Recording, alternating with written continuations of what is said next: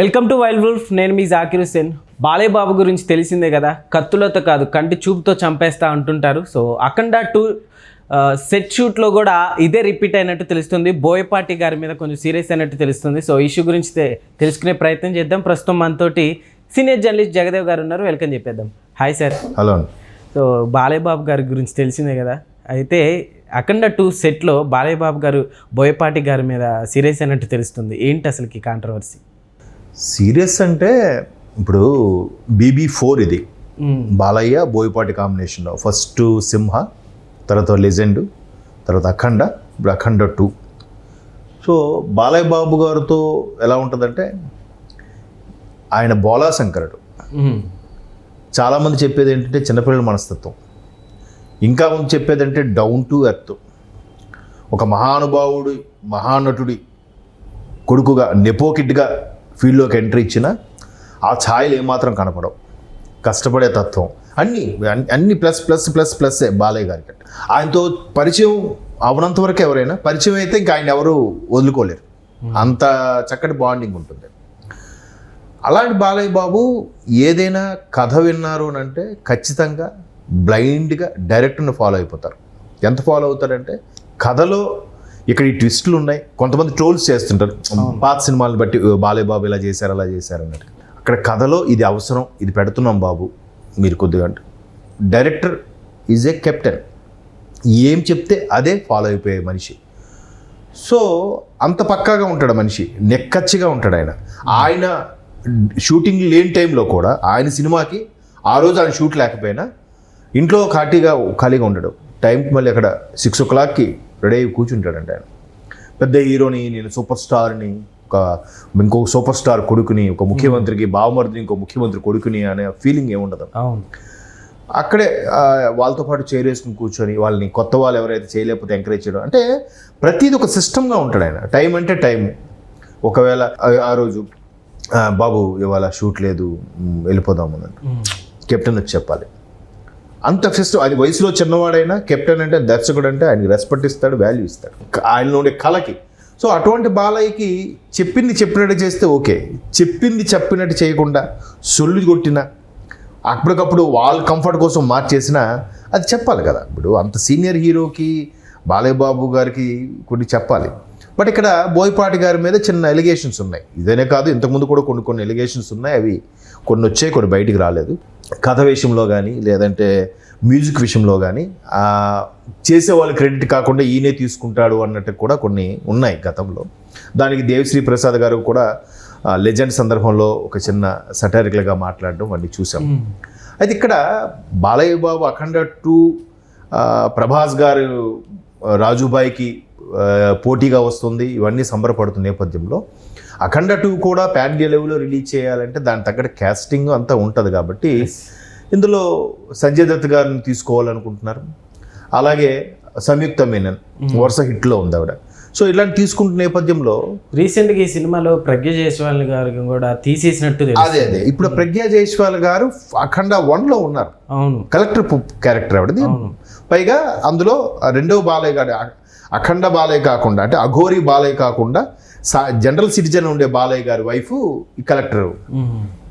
So collector character తీసేయాలంటే ఏం చేయాలి అంటే, అది కూడా ఎందుకు తీశారంటే ఆవిడ ఎక్స్ట్రా రెమ్యునేషన్ అడిగారనో. అంటే హీరోలు హీరోయిన్స్ మెయిన్ క్యారెక్టర్స్ ఎలా ఉంటుందంటే వాళ్ళ పాత్రకు తగ్గ రెమ్యునరేషను, వాళ్ళ క్యారవాన్ ఖర్చులు, వాళ్ళ అసిస్టెంట్ ఖర్చులు, తర్వాత ప్రమోషన్స్కి రావాల్సి ఉంటే రావాలి, ఇవన్నీ కూడా ముందే మాట్లాడుకుంటారు. అలా మాట్లాడే సందర్భంలో ఆవిడ చేసినవన్నీ హిట్స్ అవుతున్నాయి కాబట్టి ఎక్స్ట్రా అడిగి ఉంటారు.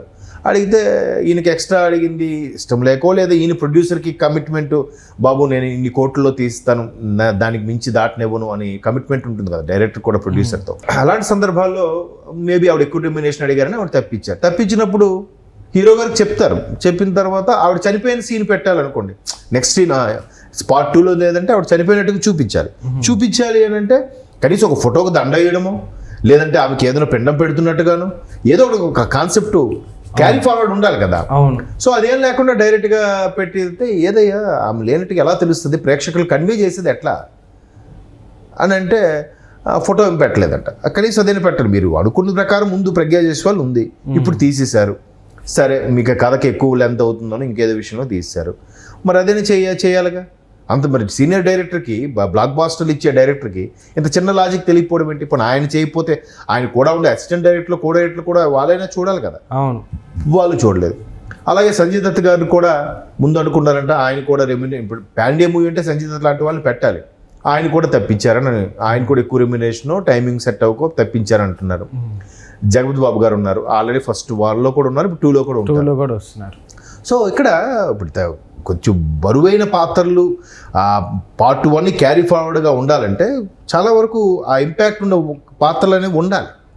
లేకుండా పార్ట్ 2 క్యారీ ఫార్వర్డ్ చేయడం అనేది కొంచెం కష్టమే. ఎందుకంటే మీరు ఏది తీసుకోండి, బాహుబలి తీసుకోండి, అలాగే KGF తీసుకోండి, ఏవైతే సూపర్ హిట్స్ అయ్యాయో అవన్నీ కూడా ఆ పార్ట్ 1లో ఉన్న వాళ్ళు పార్ట్ 2లో కూడా మనకి క్యారీ ఫార్వర్డ్ అయ్యి కనిపించారు మెయిన్ పాత్రలు ఏవైతే ఉన్నాయో. సో ఆ విషయంలో బాలయ్య బాబు గారు ఎప్పుడు ఖరాఖండిగా నిక్కచ్చిగా నిర్మోహమాటంగా ఉంటారు కాబట్టి మేబీ బాలయ్య బాబు కొడతారు, బాలయ్య బాబు గారు ఏమి ఒప్పుకోరు అని అంటారు చాలామంది. కాదు, ఇలాంటి మిస్టేక్స్ ఏమైనా చేస్తే బాలయ్య బాబు గారు కొడతారు. జనరల్గా ఆయన కొట్టే పరిస్థితి ఏంటి ఇప్పుడే వస్తుందంటే, ఎదుటి వ్యక్తి సహనం కోల్పోయినా, ఎదుటి వ్యక్తి కామన్ సెన్స్తో బిహేవ్ చేయకపోయినా బాలయ్య బాబు గారు చేసుకుంటారు. ఈ విషయం మావా ఎక్ పెగ్గల సినిమాది మన పైసా వసూళ్ళు పూరి జగన్నాథ్ గారు ఆయన క్లియర్గా చెప్పారు, బాల అంటే ఐ లవ్ బాల. నేను ఇంతవరకు ఎంతమంది హీరోలతో చేశాను, బట్ బాలయ్య బాబుతో ఉన్న కంఫర్ట్ నాకు ఏ హీరోతో లేదు, రాదు. ఓపెన్ స్టేట్మెంట్ కదా ఒక డైరెక్టర్. ఆయన ఎన్టీఆర్తో చేశాడు, పవన్ కళ్యాణ్తో చేశాడు, రామ్ చరణ్తో చేశాడు, మహేష్ బాబుతో 2-3 చేశాడు. వాళ్ళందరూ వాళ్ళు ఏమనుకున్నా పర్వాలేదు, నాకు బాలయ్య ఈజ్ ద బెస్ట్ అని చెప్పాడంటే మరి బాలయ్య బాబు గారు ఎంత కంఫర్ట్ అయిపోతే ఆయన చెప్తాడు. పూరి జగన్నాథ్ జగ్గు అంటాడు, ఆయన బాలా అంటాడు. అంటే అట్లాంటి బాలయ్య గారు నమ్మాడా అంటే ప్రాణం పెట్టేస్తాడు ఆయన. ఏది ఓపెన్గా ఉంటే ఏముండదు ఆయన అదే చెప్పాడు పూరి జగన్నాథ్ కూడా. ఇప్పుడు ఆయన ఏదో హడావుడికి వెళ్తాడు, అడ్డకి వెళ్ళి సెల్ఫీ దిగుతుంటాడు, ఎవడో ఒక్కడు కొట్టాడు, ఫ్యాన్కి కొట్టాడు అన్నట్టుగా వచ్చింది. అదే చెప్పాడు పూరి జగన్నాథ్.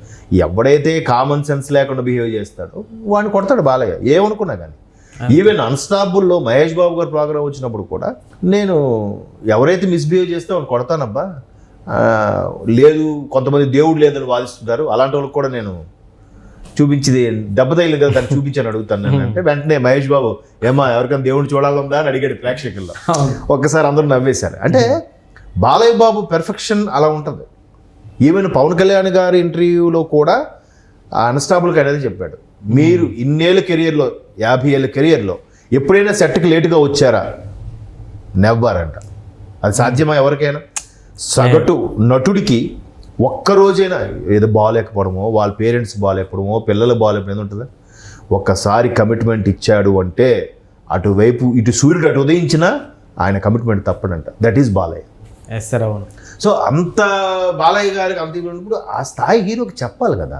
ఇవాళ రేపు 2-3 హిట్లు కొట్టినోడికే బాబు కొద్దిగా హీరోయిన్ ముంబై అని పెడుతున్నాం బాబు, కేరళ అమ్మాయిని పెడుతున్నాం బాబు అని బతిమాలు కొని చేసుకుంటున్నారే.